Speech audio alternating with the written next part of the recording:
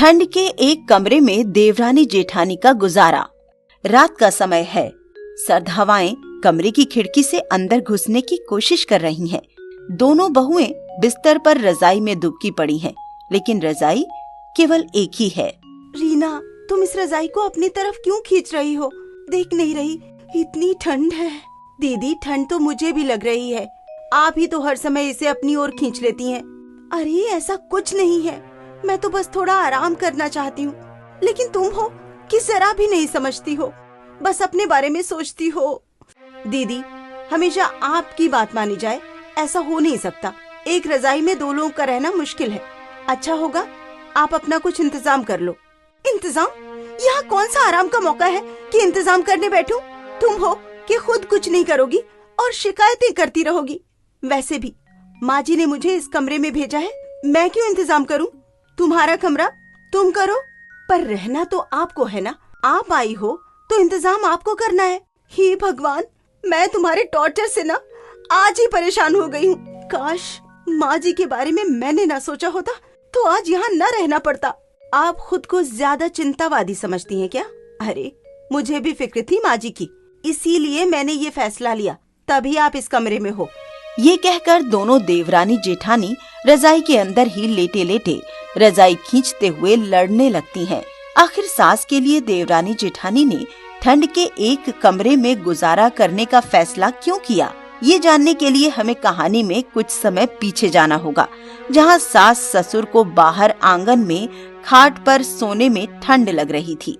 अरे अब तो गर्मी चली गई, मुझे नहीं लगता अब हम ठंड में सो पाएंगे। अब तो कंबल भी काम नहीं आ रहा है। वैसे भी दिसंबर आ गया है, अब हमें कमरे के अंदर सो जाना चाहिए। वैसे भी बूढ़े हैं, कहीं ठंड से जल्दी प्यारे न हो जाएं। आप बिल्कुल ठीक कह रहे हो जी, अब तो मुझे भी कपकपी चढ़ रही है। चलो घर के अंदर सोते हैं, पर हमारे पास तो केवल 2 कमरे हैं, जिसमें एक बड़ा बेटा और बहू और दूसरे में छोटा बेटा बहू रह रहे हैं। कैसे करेंगे?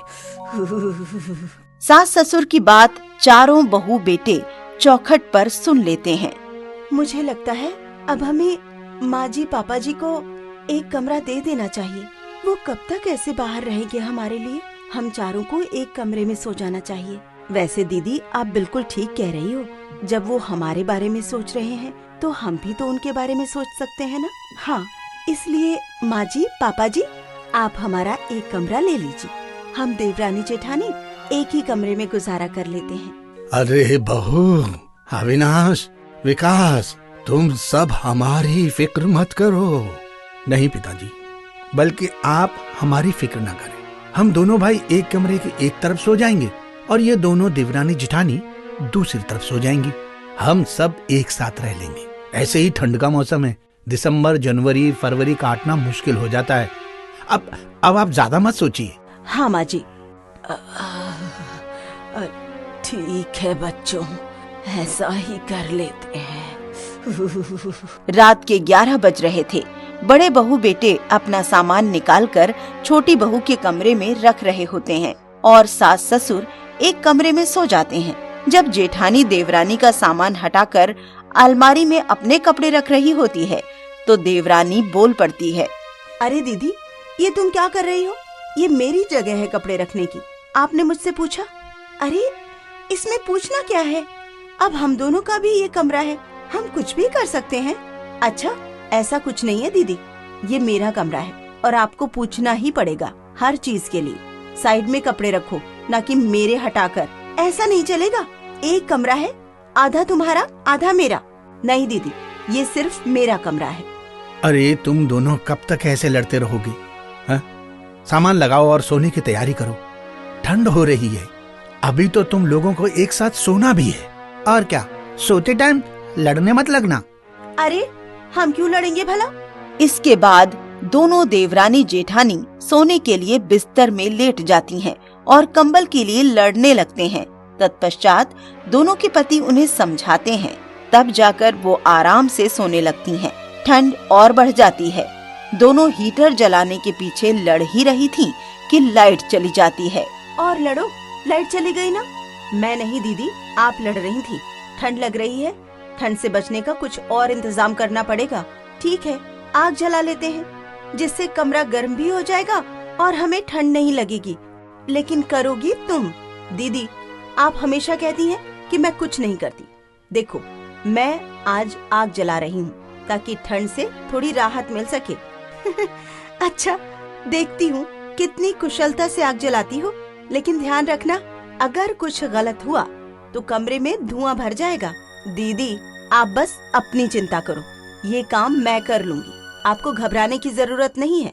रीना आग जलाने का प्रयास करती है, लेकिन ज्यादा सूखी लकड़ी न होने के कारण आग सही से नहीं जल पाती। लेकिन बाद में मीना किसी तरह आग जला लेती है, जिसके बाद दोनों हाथ सेकती हैं। अरे वाह, अब अच्छा लग रहा है। हाँ, रात का आधा समय बीत चुका है। ठंड अब भी कम नहीं हुई है। रीना चाय बनाने का प्रस्ताव रखती है ताकि ठंड से थोड़ी राहत मिले। दीदी, चाय बना लेते हैं, ठंड से थोड़ा आराम मिल जाएगा। हाँ ठीक है, लेकिन तुम बना लो, मुझे चाय का ज्यादा शौक नहीं है। दीदी, आपको चाय नहीं पीनी तो मत पियो, लेकिन मुझे खुद के लिए तो चाय बनानी पड़ेगी ना। अच्छा, तुम अकेले बनाओगी तो क्या पता कैसा बना दो, इसलिए मुझे भी एक कप बना देना, ठीक है? रीना चाय बनाती है और जैसे ही चाय तैयार होती है, मीना ज्यादा चीनी डालने की शिकायत करती है। ये क्या रीना, इतनी चीनी क्यों डाल दी? तुम्हें तो चाय भी ठीक से बनानी नहीं आती। दीदी, इतनी ठंड में तो मीठा ही अच्छा लगता है ना, और वैसे भी कभी तो चाय की मिठास का मजा लो। दोनों के लड़ने पर सास ससुर के कमरे में आवाज जाती है। अरे बहू, तुम लोगों को कोई परेशानी हो रही है क्या? नहीं माँ जी, आप बिल्कुल फिक्र मत कीजिए, हम सब आराम से सो रहे हैं। ठीक है। देखा, आप दोनों के चक्कर में हमारी नींद भी खुल गई और माँ पिताजी की भी। अब शांत होकर सो जाइए। विकास की बात सुन दोनों चाय पीकर आराम से सो जाती हैं। उनके रजाई के लड़ने की खींचातानी यूं ही ठंड के कारण चलती रहती है। साथ ही एक कमरे में रहना, खाना पीना, आराम करने में भी उनकी नोक-झोंक होती थी। एक दोपहर में जेठानी कपड़े धोकर आती है तो हीटर से हाथ तापने की कोशिश करती है। वहीं देवरानी भी ठंडे पानी से बर्तन धोकर कांपते हुए आती है। मुझे बहुत ठंड लग रही है। हीटर कहाँ है? आपके हाथ में क्या कर रहा है? इसे मुझे दे दो। मुझे बहुत ठंड लग रही है, मैंने इससे पहले लिया है। मैं तुम्हें नहीं दूंगी, तुम्हें तो बस अपनी ही चिंता रहती है। परिवार में सबके साथ रहना सीखो। अरे थोड़ा त्याग करना सीखो। दीदी, त्याग करना सिखाने से पहले खुद पर भी ये नियम लागू करो। आप हमेशा मुझे ही दोष देती हैं, लेकिन देखिए खुद क्या कर रही हैं। अच्छा चलो, अब तुम भी मुझे सिखाने लगी हो। देखती हूँ तुम कब तक हीटर का इस्तेमाल करती हो। हे भगवान, तुम दोनों तो बहनों की तरह एक कमरे में रह रही हो। तुम्हें एक दूसरे की आदत नहीं हुई जो लड़े ही जा रही हो। अरे एक हीटर पर तो दोनों हाथ साथ में भी ताप सकती हो। इतना लड़ने वाली क्या बात है? जैसे तुम्हारे पति प्यार से रहते हैं, अरे ऐसे तुम भी रहो ना। धीरे धीरे दोनों को एहसास होता है कि इस तरह की लड़ाई से उन्हें कोई फायदा नहीं हो रहा है। अब उन्हें एक साथ रहकर समझदारी से काम लेना होगा। एक दिन रीना मीना के पास बैठती है और बात करती है। दीदी, मुझे लगता है कि हमारी रोज की खींचतान से कुछ नहीं होगा। सर्दी तो ऐसे ही रहेगी। क्यों ना हम दोनों मिलकर कोई तरीका निकालें? सही कह रही हो रीना, लड़ाई करने से कुछ नहीं होगा। इससे तो बेहतर है कि हम एक दूसरे का साथ दें। तो फिर आज से हम काम बांट लेते हैं। एक दिन आप आग जलाने का काम करो और दूसरे दिन मैं, और ऐसे ही घर का काम भी करेंगे। और हाँ, और कंबल भी बारी बारी से ओढ़ लिया करेंगे। इस तरह ठंड से भी बचेंगे और एक दूसरे की आदतें भी समझेंगे। पर दीदी, हम सबका अपना अपना कमरा होता, आप भी कब तक ऐसे रहेंगी? फैमिली प्लानिंग के लिए अलग अलग कमरा तो चाहिए ही होता है ना। उसकी चिंता आप दोनों मत करो। हमने माँ से कह दिया है कि हम जल्दी ही एक कमरा बनवाएंगे। क्या सच में? फिर ठीक है। फिर दोनों एक दूसरे की मदद से सर्दी से थोड़ा राहत महसूस करती हैं। धीरे धीरे दोनों बहुओं के बीच की तकरार की जगह दोस्ती और समझदारी ले लेती है। अब वो एक दूसरे की जिम्मेदारियां समझने लगी हैं।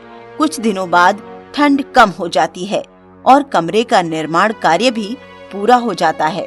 अब दोनों को अपने अपने कमरे मिल जाते हैं, लेकिन इस दौरान बिताए गए साथ के पल उनके रिश्ते को मजबूत बना चुके हैं।